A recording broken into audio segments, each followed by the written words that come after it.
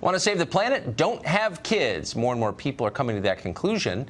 The New York Times just profiled the growing group of people who say they're refusing to have children because they don't want to contribute to global warming. Joseph Palermo is a professor of history at Sacramento State University. He says that's about the right idea, and he joins us tonight. Professor, thanks for coming on. Hey, thanks for having me, Tucker. I need to make something clear, though, before we start. I'm from Sacramento. I have to give a shout-out to Anthony Sadler, our student here at Sac State, who's playing himself in the new Clint Eastwood movie. He graduated 2017 from the school I just interviewed him on Friday. What a great guy he is. Well, I'm impressed. Well, we'll see. Okay, that's evidence that we're not indoctrinating the students and telling them to worry about trigger warnings and post-structuralism. Well, that kid is brave. I will say that. At Sac State. Well, you're right. Stingers up. Go Hornets. Amen. Go Hornets. All right. See, that wasn't bad. I usually hate that stuff, but that was a good one. Okay, so let me just ask you this. But the other thing, I know, but the other thing I got to clarify. No, I can't let you promote anymore. I can't. I'm going to get fired. No, I can't do that. I'm not a scientist. I'm a historian.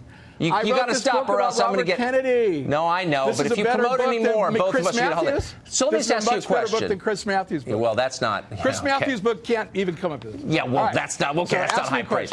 Here's the question. So you think that people should have fewer kids because of global warming, but all the highest birth rates are in Africa. I mean, all of them.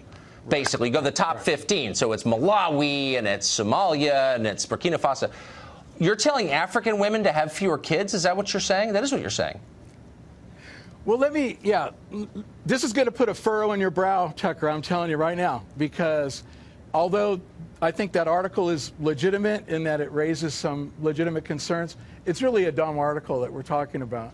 Because what are we going to do, stop reproducing the species? It's not going to happen. We're going to have children.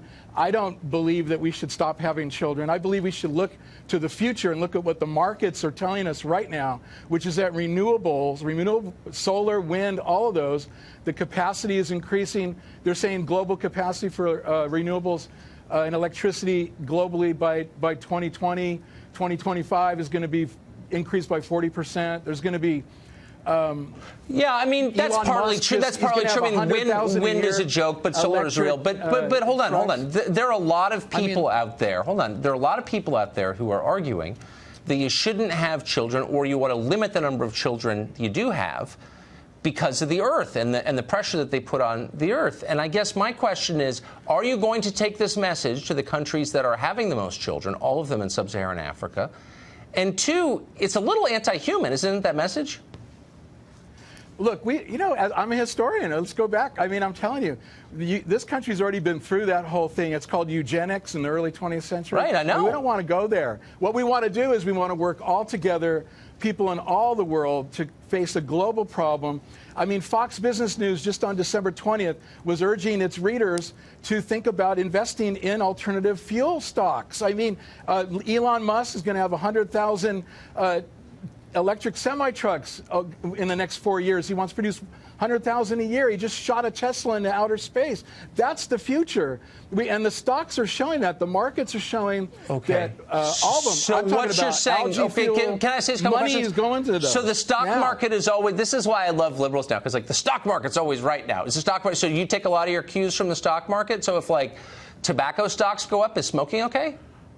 No, I'm just saying that back in the day, when Henry Ford was moving the country to automobiles, there weren't people saying, "Oh, we've got to hang on to the whip and buggy industry and let's not move there." We moved into auto. A lot of people saying that. Now we're moving into electric fuels, electric vehicles. I mean, he just shot a car into space, man. Well, I know it was so impressive. I mean, I'm not sure what that means. I'm not. But you're kind of freaking me out a little bit, Professor. We're leaving the 19th century. We're going into the 20th century. Let me ask you that. Let me just sum this up, since we're almost out of time, and this interview is obviously totally insane. Is there anything about the future and technology that... Markets have spoken. Okay, there you go. That's a new liberal position. Markets have spoken. Is there anything about technology or markets that makes you uncomfortable at all? Or are they always good and right?